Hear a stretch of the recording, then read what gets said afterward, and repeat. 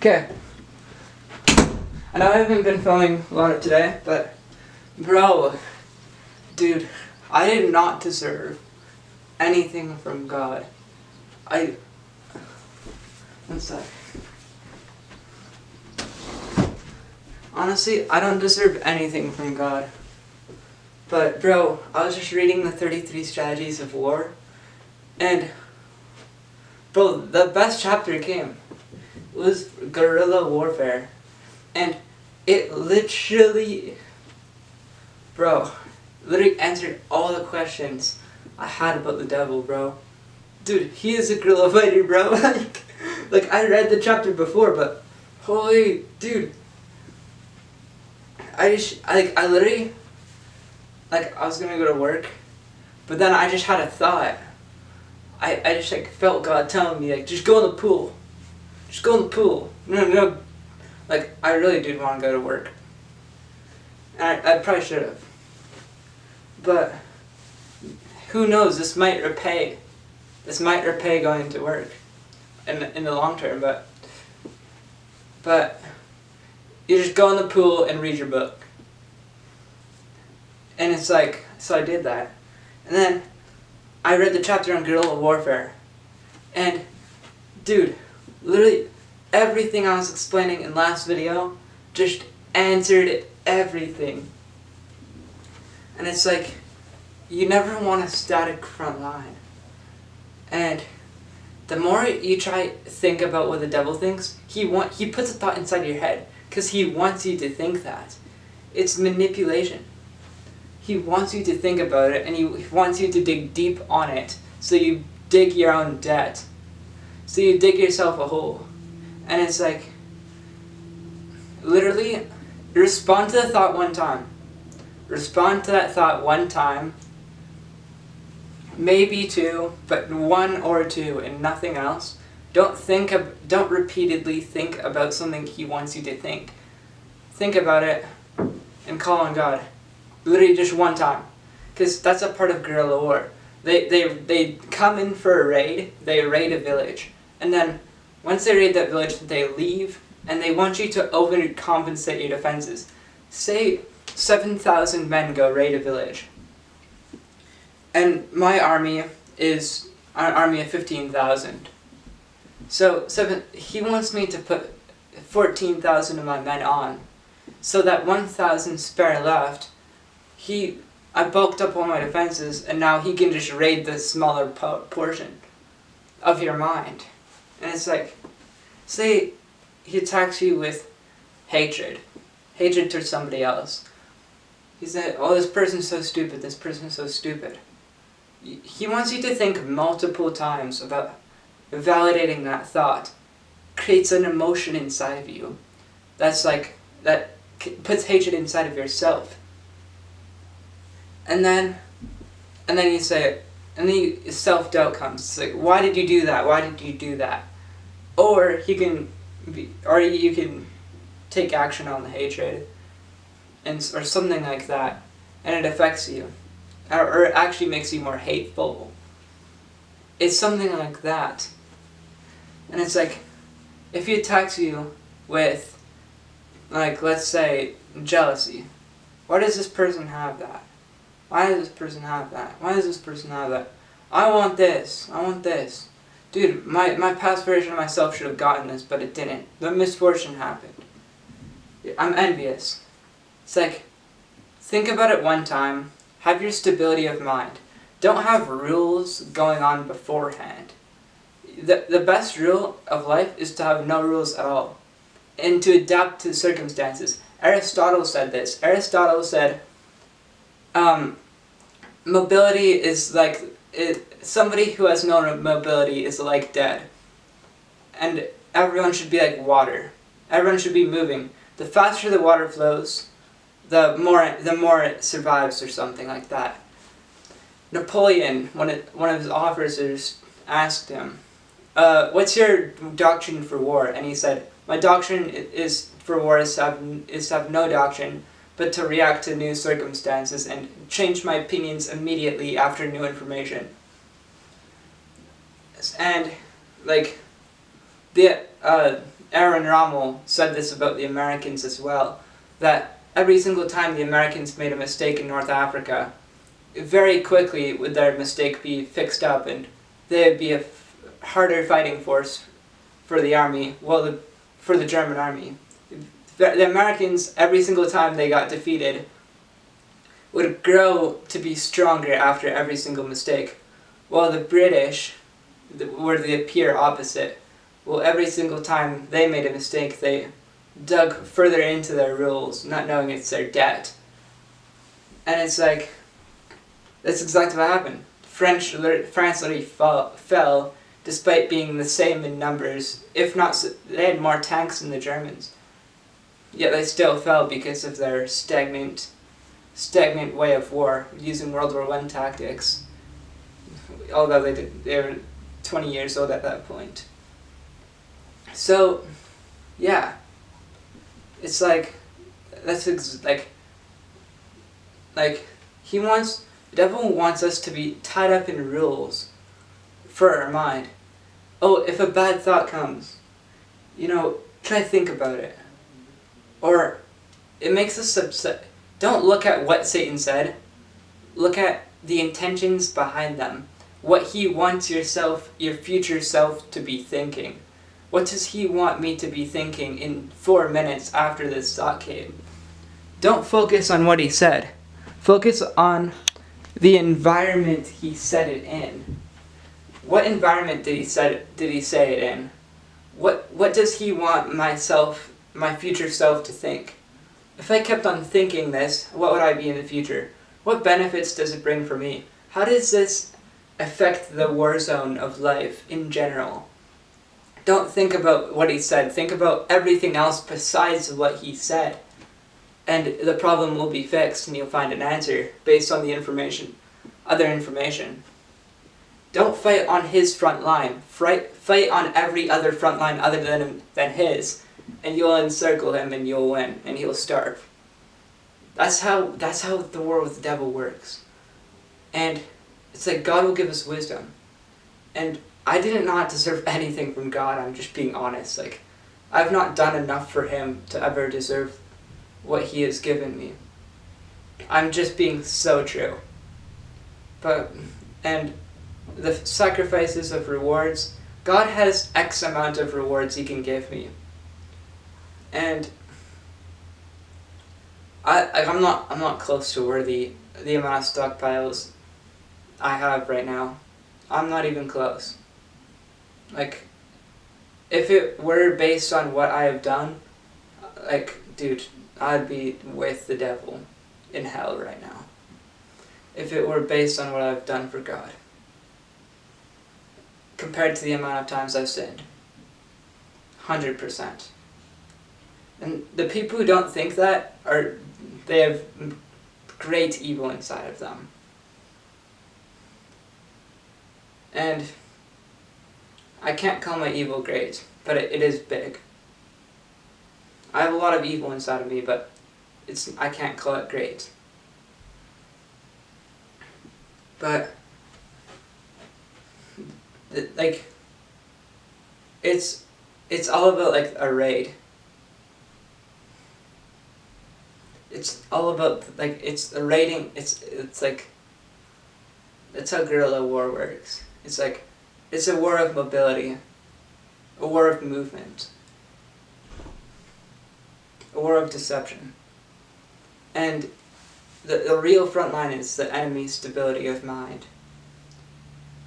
And the devil will wage war inside of your mind. And it's kind of like the parable of the sower. It's like the devil, the devil fights on earth is that we are like seeds for God, seeds of grain or seeds of whatever. The devil is the bandit. The devil is the bandit. So what he does is he pulls everything out. He pulls everything out. The easy ones to pull out are the ones on the rocks, the ones in the thorns. Those plants are already dead. The devil doesn't even have to take care of that. There's some people where the devil hasn't even spoken to them because other people and their environments or their bad habits have done all the work for them. The people inside the rocks and the thorns doesn't even have, they're gonna die anyway. But the people who are the seeds inside of the dirt, and the people inside of the dirt and the fertile land, the devil only has to focus on them. So what he'll do is, if he cannot pull them out, he'll put weeds all over it. Weeds are other people who try to drag you into sin, who try, get into your life and instill bad habits on you, talk about sinful stuff. They try to drag you down with them. Or schools, or political ideology, or just books, YouTube videos, Instagram videos, any video.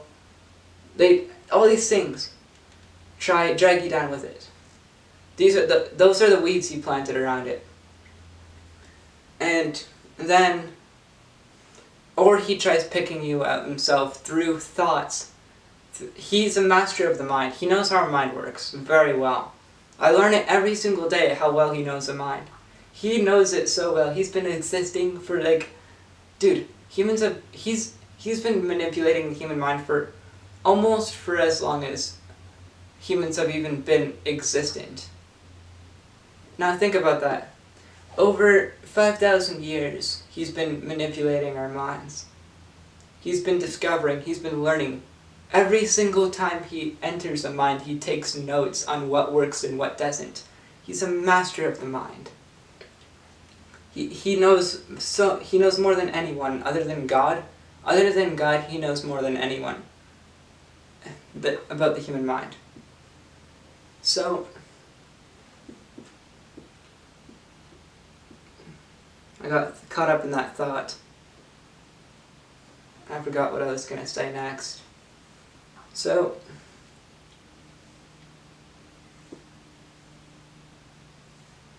what was I going to say again?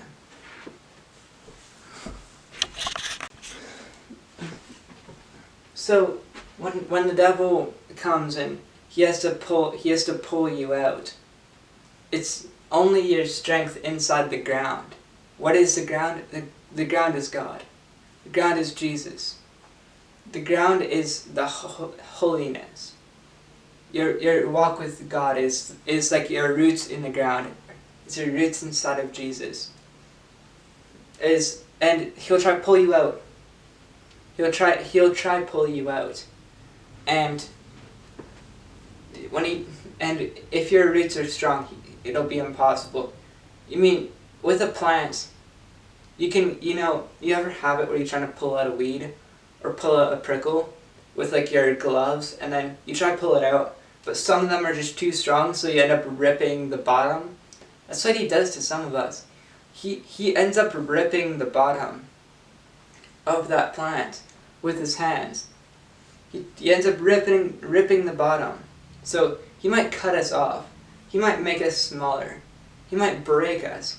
But as long as the roots are not as long as the roots are not affected, we're all good. We're good. And you'll try for a very long time, but if you know anything about freaking gardening, you never spend an hour just trying to pull something, because it probably means you're never gonna pull it out. So with the people who know God, we're like people who are actually inside the ground. We're people the devil has to go inside of your head. We're not like the people who are in the thorns, who are in the rocks, because they're already gonna die. They're gonna die. The devil has never even spoken to some people. Some people are so enslaved by the devil that he doesn't even have to speak to them, because he already has vessels speaking to them for him. Or they already have whatever you may think that is speaking to them. So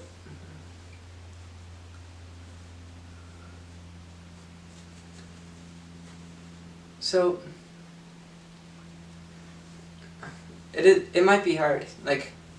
Bro, how long has the plant been alive? Think about it. I mean, it's almost like asking how much the Earth costs. How long has a plant been alive? Plant's been alive for what, a year? I don't know. I really don't know.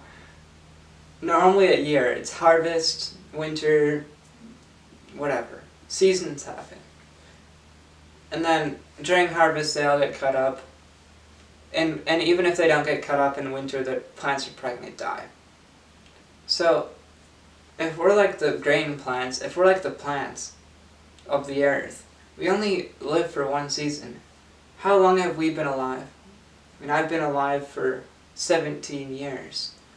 Some plant somewhere in the world has only been alive for 6 months. How much better do I know about the earth than a plant? I've walked so much areas in the earth.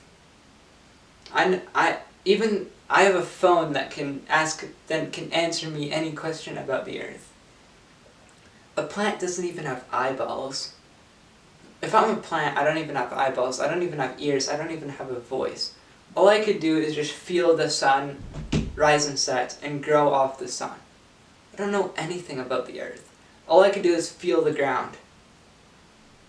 So how much more are we than the plant? And then how much more is Satan than us?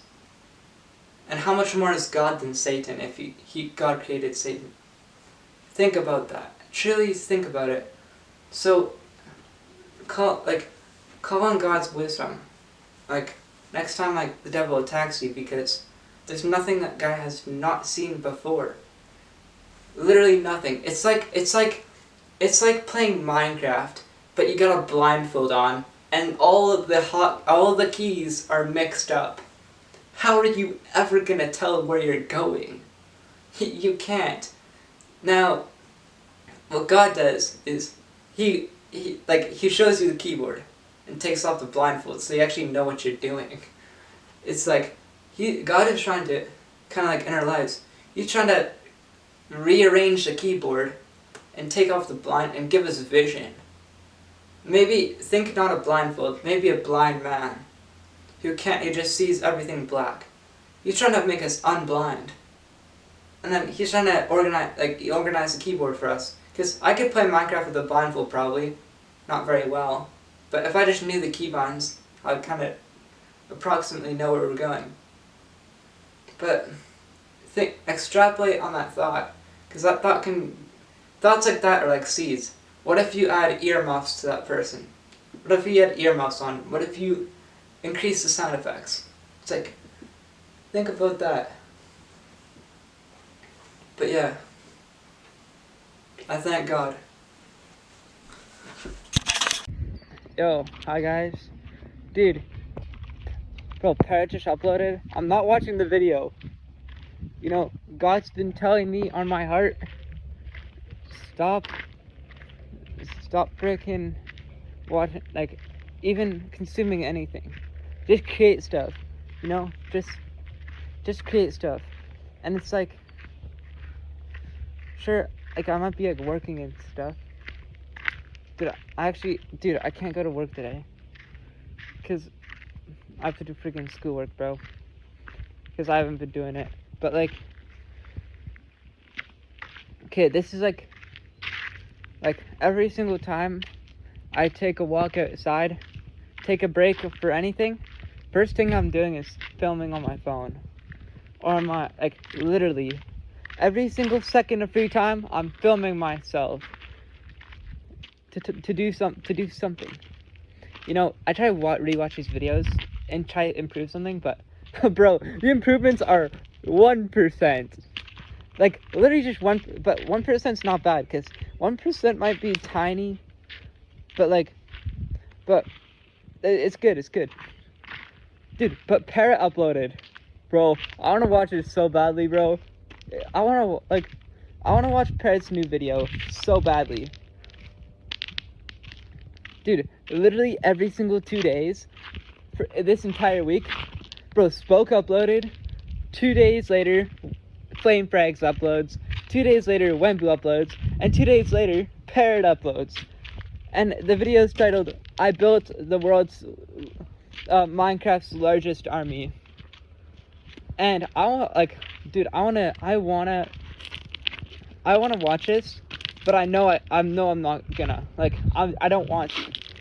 Like, I'm not gonna watch it. I'm not gonna listen to my flesh, because I have work to do today. I have to do schoolwork. I'm actually gonna go to work today once I hand some stuff in. And then, after I'm done working, I have to work out too. After I'm done working, I probably want to go for a bike ride. And after I'm done going for a bike ride, I'll watch the parrot video. Oh yeah, and I have to, I have some ideas I want to do for today. And I have to post on all my freaking tiny little channels too, that I spend like 0 time on. And I actually want to spend more time on my little channels, like on my Instagram ones and the YouTube Shorts ones, that I just post like quotes, motivational content, because I have been lacking on them. I just want to get one, like, I just want to post motivational quotes from this guy, or clip somebody who's saying something good, you know. I don't really post myself doing short, like, the only time I'm filming myself is this channel, pretty much. Is basically this channel, the Liam Shootin channel. I guess my real name. And then the Broski94 channel, that one's dead, bro. Dude, okay, that one's actually gonna be revived, because I figured out how to get first-person point of view content. So that one I might be able to film on. And Broski94 channel is gonna be up. The Liam Shootin's channel is just gonna be the best little snippets of Sandra Wilhelmsen channel. And I don't know what I'm doing with that one, but I want to post the most high quality stuff on the Liam Shootin channel. That's where all the best stuff's gonna go. And then I have the Instagram channels, whole bunch of channels on Instagram, and where I just post short form content, and I basically just steal the audio from videos, or I don't click the repost button, but what I'll do is I'll duplicate the video on the Edits app, post it on the Edits app, so it thinks it's my video, but it's actually somebody else's. So it's basically somebody else's video on the Edits app. Because you could just do steal video, you can use the audio on Edits, and then you can use the video on Edits. So all you have to do is put the audio and the video together, and then you've duplicated the video on Edits. And you repost it and then get views. And then you have the exact same content as somebody else. So basically doing that as well.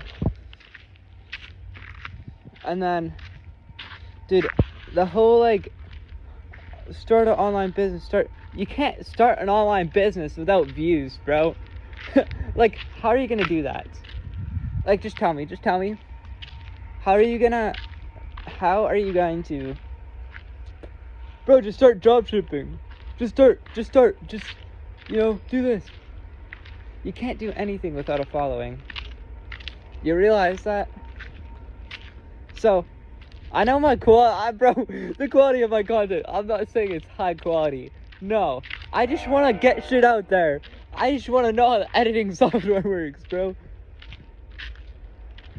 Dude, all I intend to do is to literally just start. Dude, I don't care if it's high quality. Dude, I just want to, like, even like walking around and talking, I want to get better at that. I don't care if it sucks at the start. I don't care. Dude, that's motivating. It's like, when I see a freaking kid who sucks at basketball, even at my school, when I'm at school and I see a kid who sucks at basketball, and then 1 year later he's really good at basketball, dude, that's motivating. Because at one point I saw that kid suck at basketball, or a kid who was slow at running.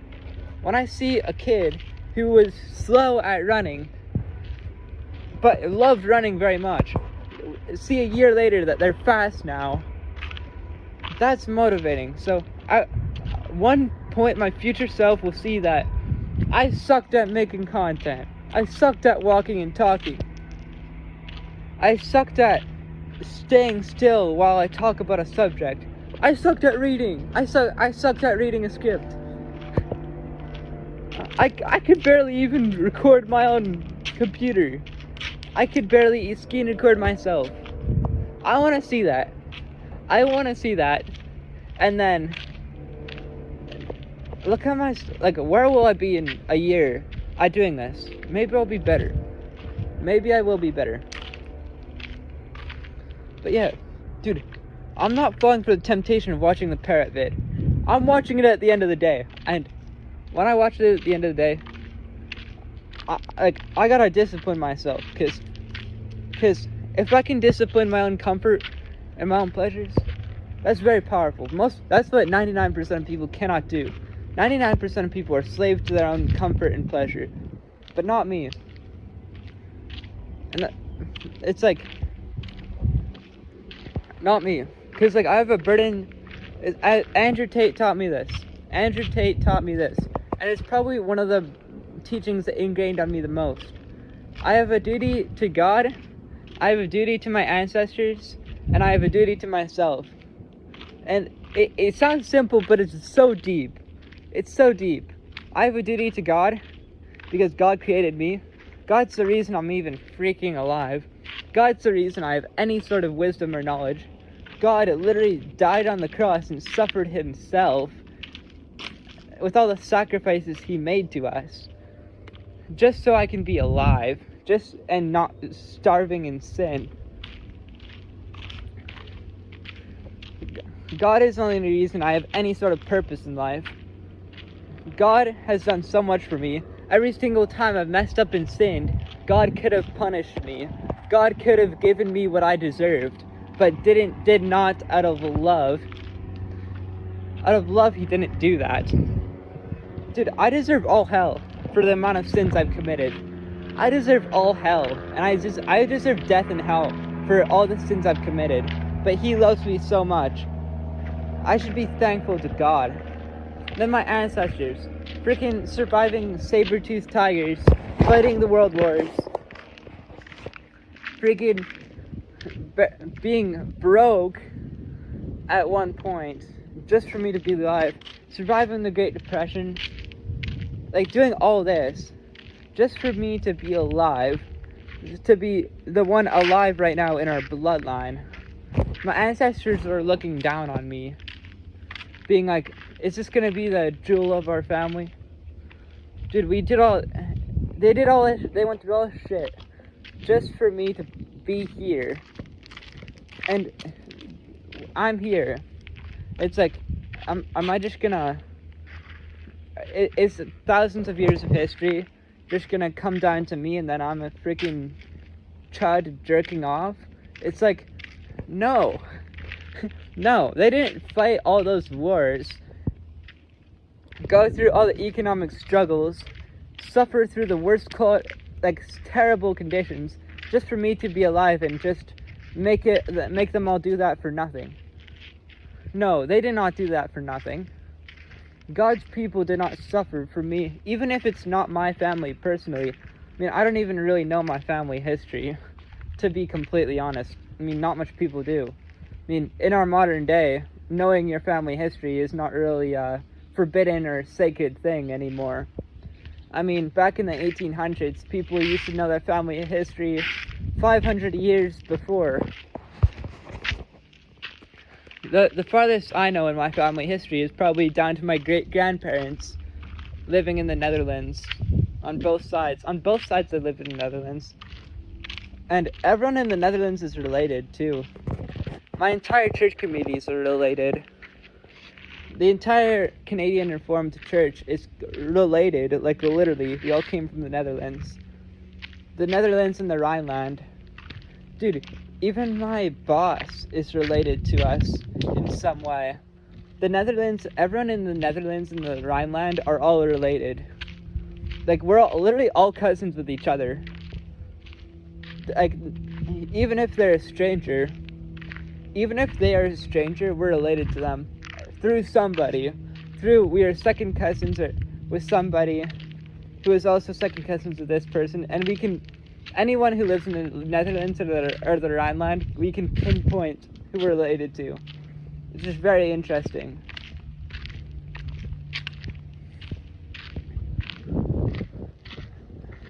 But yeah. But it's like, our ancestors sacrificed so much for us. Like, even my, like, adopted ancestors. I don't know who the heck they are, but I know that they probably somebody in my bloodline probably lived a difficult life, so I could be here. So it's like, I gotta be grateful to them. And I got a duty to myself. I got a duty to myself, because the people around me benefit when I benefit. If I become rich, the people who are already in my life will benefit from me getting rich. And the future people, and the people who I aspire to be like, I could maybe meet them one day. You know? Maybe I can meet, like, Bishop Marmari if I have enough money to get a plane ticket. You know? Like, that'd be awesome. And, like, look at and it's like, I have history with myself. It's like, dude, I've gone through trials and tribulations. It's like, yeah. And it's like, think of, like, the wife and family I could have, and, like, my journey I could have in the world. Imagine writing a book. Imagine when I'm, like, 90 years old, about to die, and I can read a book about my own life, and I can name it The Lore Book. The Lore Book. Dude, like, that's some Egg-chan level shit. Like, dude, that's Egg-chan level intellect, bro. Dude, like, that's something Egg-chan would do that. I wonder if I'm gonna know who Egg-chan is in not even 90 years. In, like, 70 years. Imagine I know who Egg-chan is. Bro, Egg-chan. Like, dude, the lore book, the term the lore book will always come from Egg-chan. The idea of the lore book comes from Egg-chan. Bro, Egg-chan's such a G, bro. Bro, he's the funniest guy. Egg-chan is the funniest guy you'll ever, like, bro, nobody beats Egg-chan in funniness. I'm still so tired, but I can't, Andrew Tate said this too. It's like, imagine you're 90 years old, sitting on your freaking, no, Justin Waller said this. It's like, imagine you're 90 years old, sitting on a,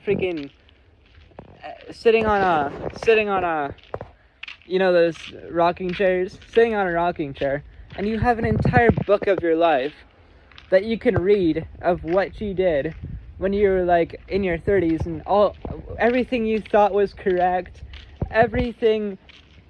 all the principles and morals you thought would, like, lead you through life, and, like, see what's right and what's wrong. It's like, that's the coolest thing ever.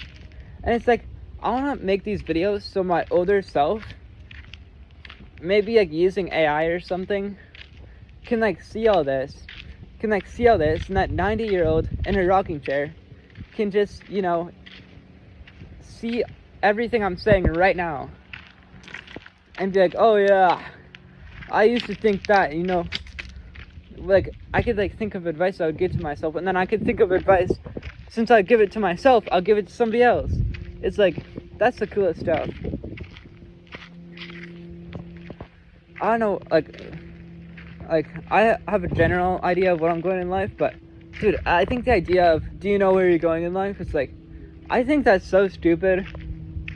Like, I know where I'm going in life, if everything goes to shit, but that's all you have to know, bro. It's like, you can make plans and everything, you can take actions on those plans, but it's the way of the Lord that'll prevail. And you only have to know the worst case scenario, realistically. If you know the worst case scenario, and if the worst case scenario is good enough, you're fine. So, don't have that much to worry about, and that's something I struggle with. Like, I contradict what I just said there so much, but I pray that, like, I pray to God that the future can be good. Future looks bright. Like, even though we might be living in the Great Depression, and communism might be coming for us, like full scale, no, not just communism, full scale slavery might be coming to us through AI. The future looks bright, because even if the AI machines take over and communism comes to us, we'll have an epic battle. The battle will be epic. And even if it doesn't come, even if I get rich, move to like Romania, move to Dubai, move to Cyprus, move to Greece, the nice areas of Europe, move to Bulgaria, Croatia too, move to those places, chill, live a good life, have everything I want, have my dream family, have a friend group full of killers,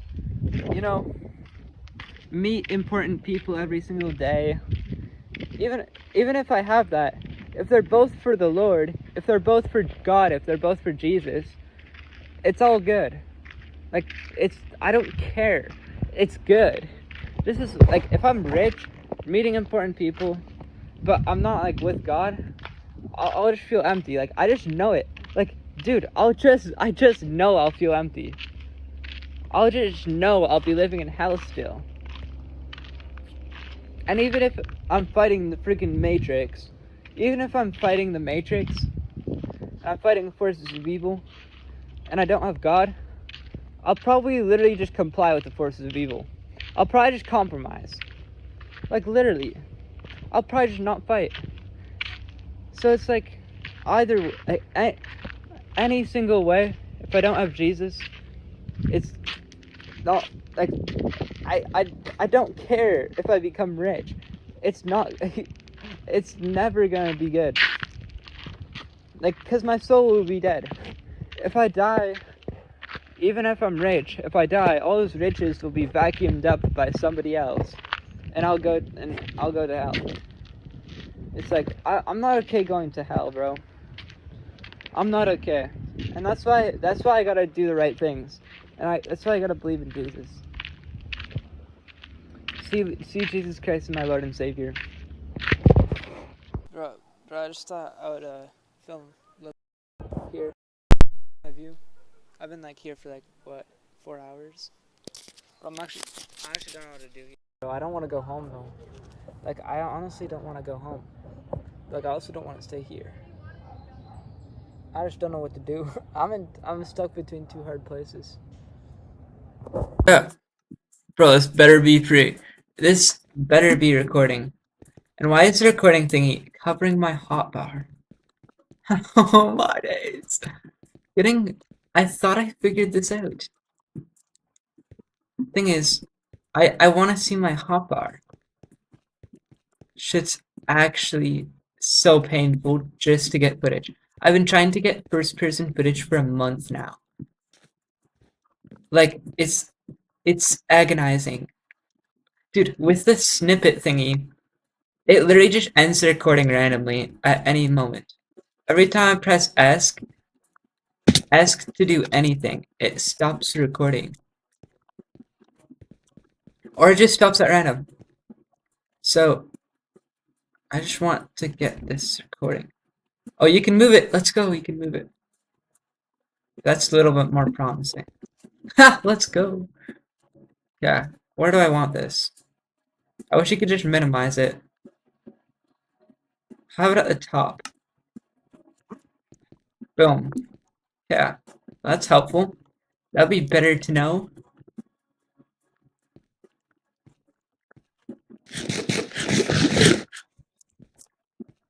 Okay.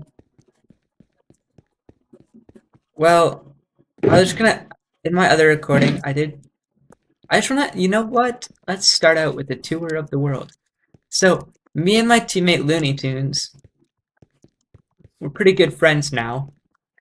Dude, this guy's so loyal, like, dude, I wanted to be his op. I wanted to make enemies of them, but I made like this little arch thingy, it's not that good. He made this he made all this black concrete and all this quartz you see here were made by him. I put the frog lights on. He put in some of the frog lights. I put on these lamp thingies and I placed all these leaves. I'm not a good builder. I made this entire area. I made this entire area. I made this entire area as well. And I don't know where I'm going with this. And I did kind of abandon my warship I was building in Vancouver. I abandoned all of Vancouver actually, and I'll show you how far away we are. Look at the journey I made.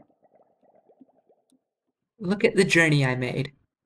And to put this in perspective, this is Vancouver and this is the southern tip of California. Like this is the very bottom is Mexico.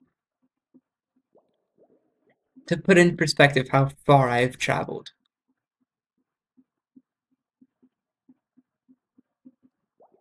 So yeah, my elytra broke. I had to like repair it on the way. That's how far. And it literally took like a full hour just to fly. Just to fly, elytra fly, all the way here took an hour. And like, there's no map distortion either. So if you, oh shit, they're recording.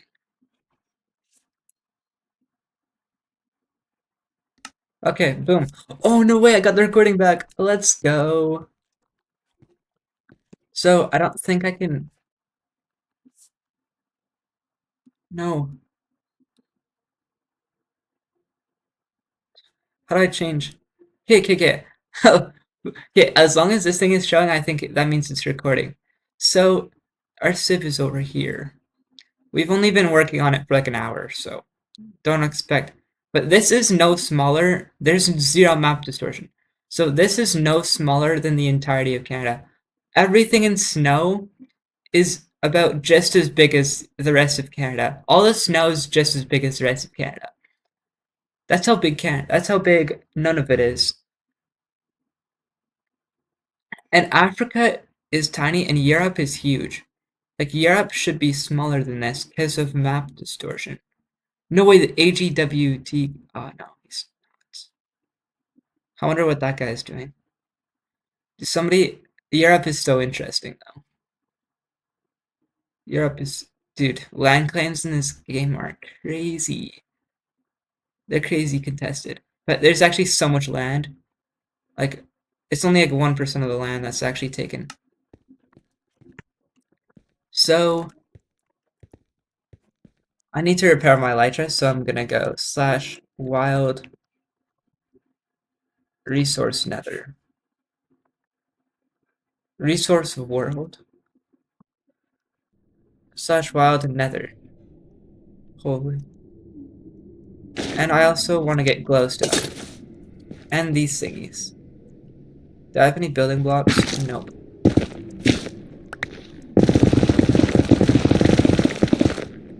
Instamine. Okay, I want to kind of put this here, I guess. Okay. I do want to get. Okay, where am I building this? Oh, buddy. Dude, there's lava at the other side there. Dude, that guy could have knocked me into lava. If I didn't have netherite, I would have gone 3 blocks high and I would have fallen all the way there. I probably would have died. I'll split this just so all the excess stuff doesn't go in my hotbar right away. I wonder if it's faster to mine with my axe.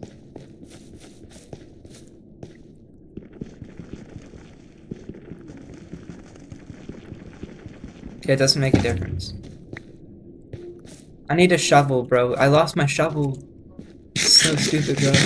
Okay, water bucket's useless in the nether, so first thing I'm same with beds. I'll get a shovel just cause. And to see how much glowstone I have, we'll do that.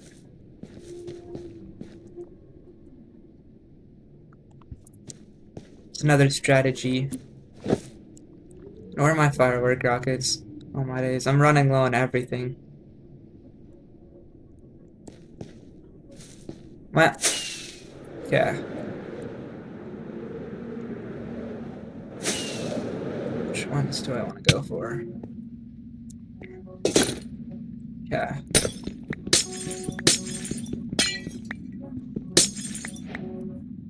Oh no, I don't have. Wait, how do I not have silk touch on my axe?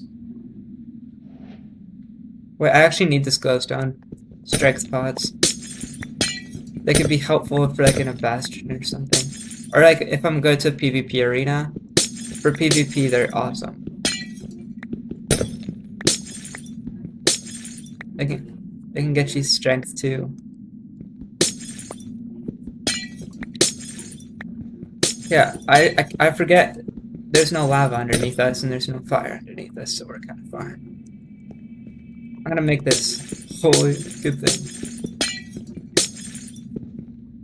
I'm good at PvP, it's just I'm not good enough to take a fight. You know? Like, especially with my gear, like, my gear's not nearly good enough. Like, look at this shit. And look at my armor. It's only my helmet that's bad. But people in this have like sharpness 7 swords, so the max you can get is sharpness 7. So the sharpness 5 actually is not that good.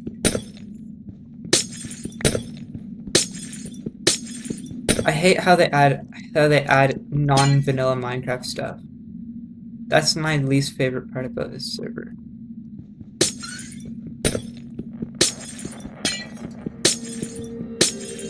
I'm a builder level 17. That's how much I've been building.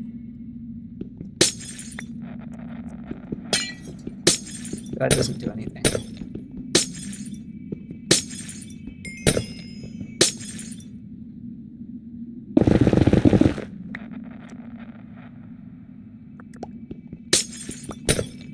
Good freaking thing I did that.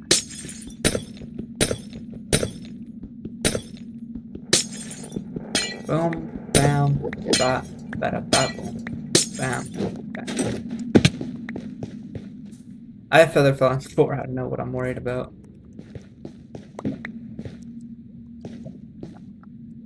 I would like it more if this is vanilla Minecraft.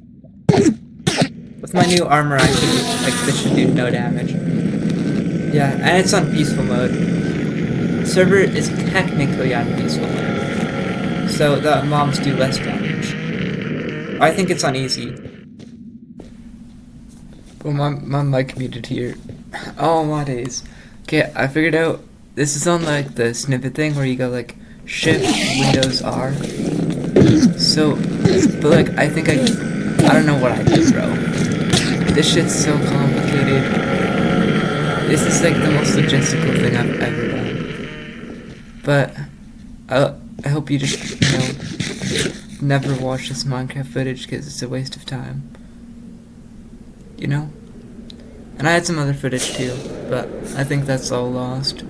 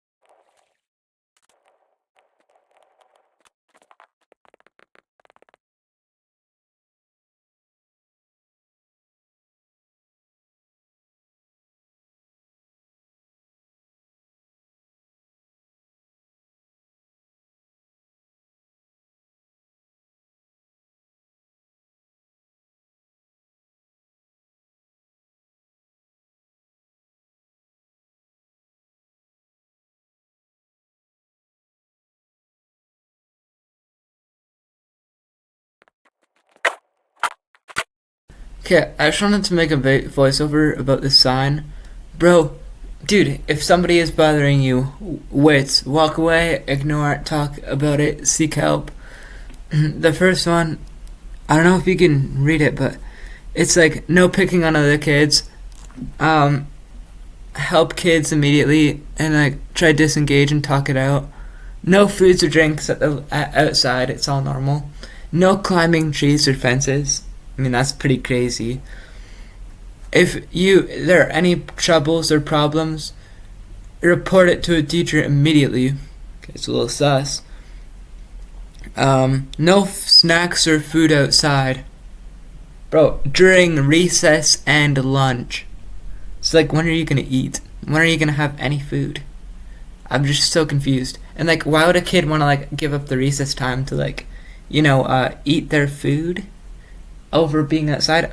Then the next one is no play fighting or roughhousing. No, okay, well, play fighting, well, it's in the name, bro. No cell phones outside at recess, which is normal. And then it's you have to go inside your the next one is you have to go inside of your recess zone. So in this tiny school, there are recess zones there are 4 recess zones going from K to 7. And some kids can only have the grass field. Some, and another grade, 2 grades would have only the basketball court and another part of the grass field. And then another grade of kids has the playground. Stupidest thing I've ever seen. Each grade goes in their own zone. Dude, if you think that school wasn't tyranny already, holy. Oh, it was so atrocious. These kids in this school are probably suffering. No digging. And then it says no bringing sports equipment or toys from home. Like, how are you gonna play with anything? This school has 1 basketball court that the nets are pretty shitty. They have a big grass field that's filled with absolutely nothing but 2 soccer nets. They have a playground, which is decent. It's probably a school of 200 kids. And they have absolutely nothing to do there.